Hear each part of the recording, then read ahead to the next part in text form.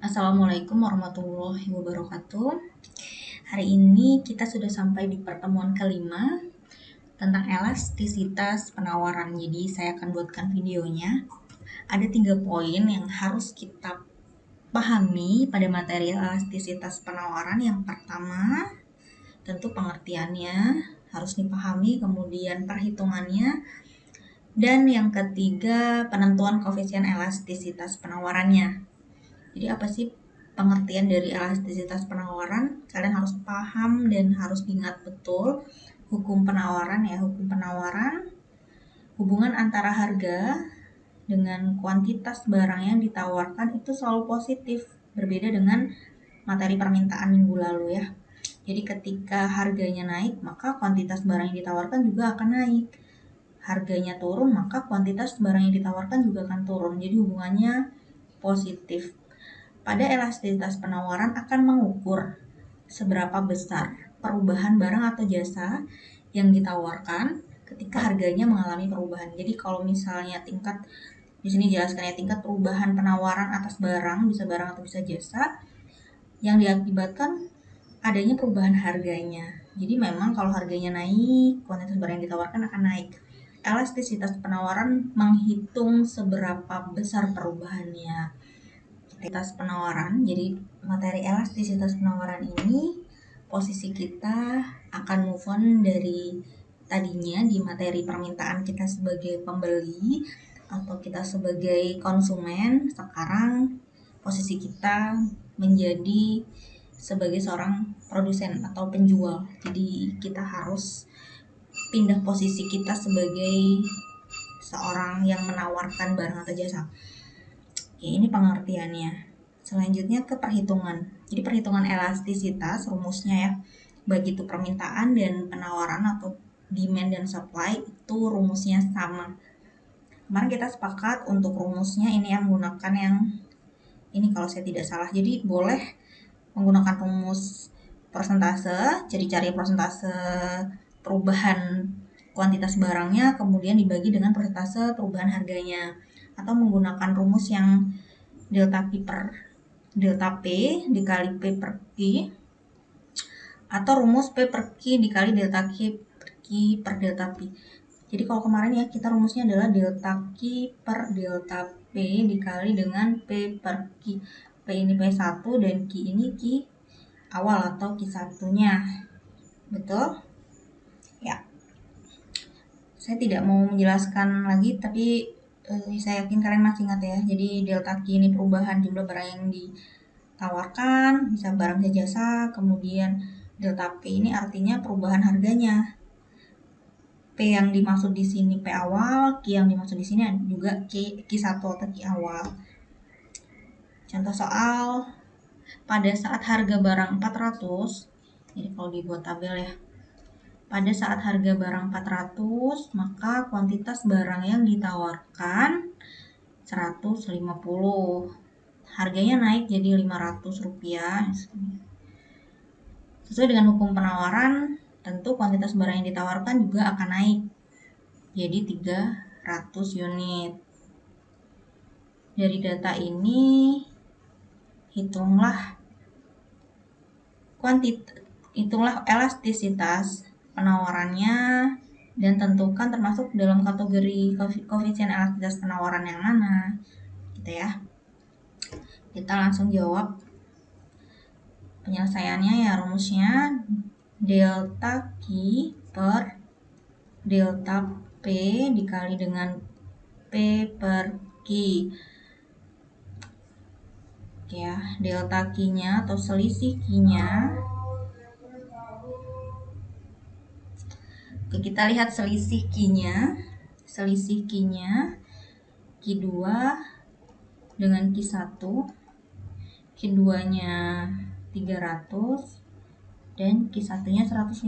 Ini selisihnya sama dengan 150. Kemudian delta P ini juga selisih harga kedua dengan selisih harga pertama. Harga kedua 500, harga pertama 400. Berarti delta P-nya 100. Ini delta Q, ini delta P.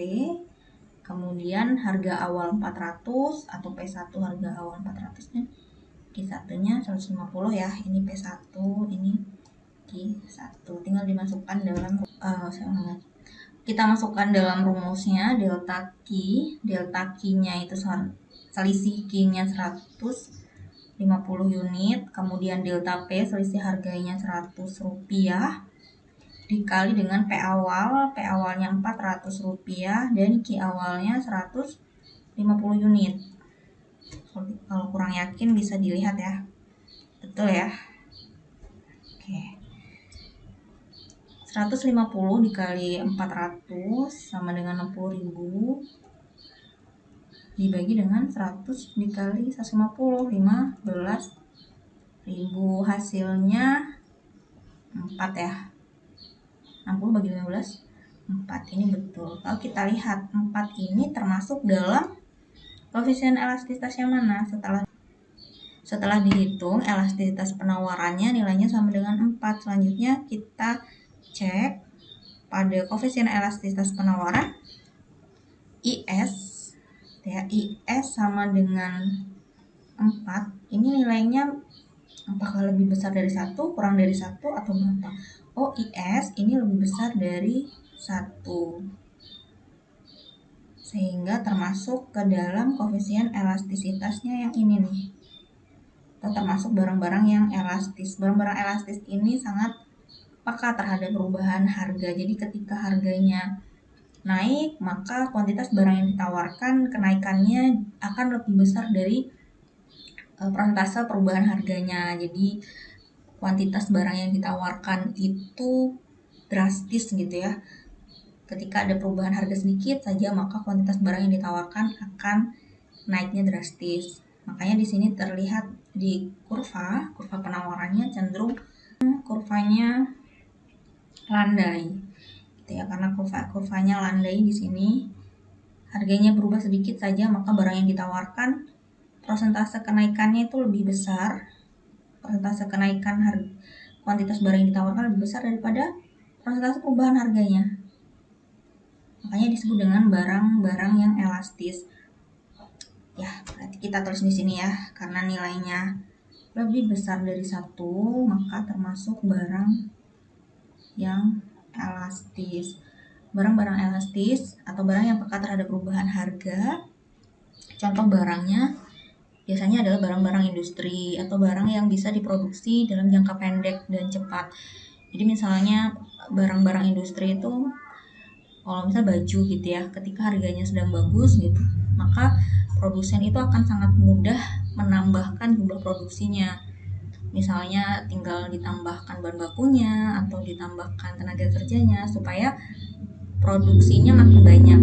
Begitupun juga ketika harganya tidak bagus atau produsen ingin cepat untuk menurunkan produksinya juga akan mudah gitu kalau barang-barang industri. Jadi barang-barang elastis biasanya contohnya barang-barang industri, barang yang dalam jangka waktu yang pendek bisa dengan mudah diturunkan ataupun dinaikkan tingkat produksinya.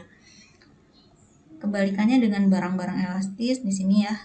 Kalau barang-barang inelastis berarti kebalikannya, tidak terlalu peka terhadap perubahan harga.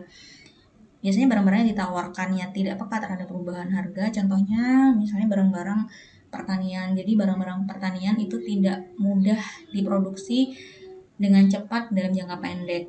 Misalnya cabai, itu ya, barang pertanian, beras gitu ya. Beras itu walaupun harganya bagus misalnya, petani tidak akan mudah untuk produksi padi atau menanam padi untuk menjadi beras dalam jangka waktu yang pendek. Jadi butuh waktu yang lama untuk produksinya, sehingga barang-barang pertanian yang membutuhkan jangka waktu yang panjang untuk produksi itu termasuk dalam barang inelastis atau tidak peka terhadap perubahan harga.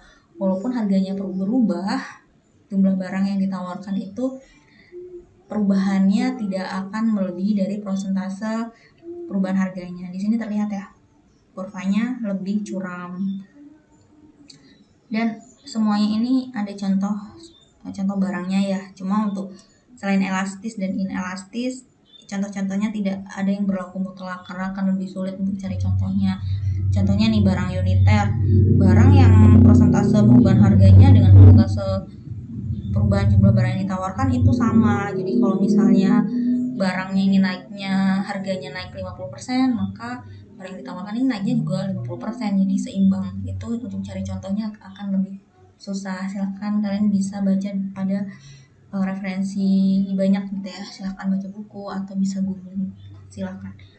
Nah, untuk tugas pertemuan kelima di forum e-learning, tugasnya ini saya bacakan saja ya. Jadi tugasnya tetap sama 3 poin, 2 poin saja. Tentukan perhitungan elastisitas penawarannya dan tentukan juga termasuk dalam koefisien elastisitas penawaran yang mana.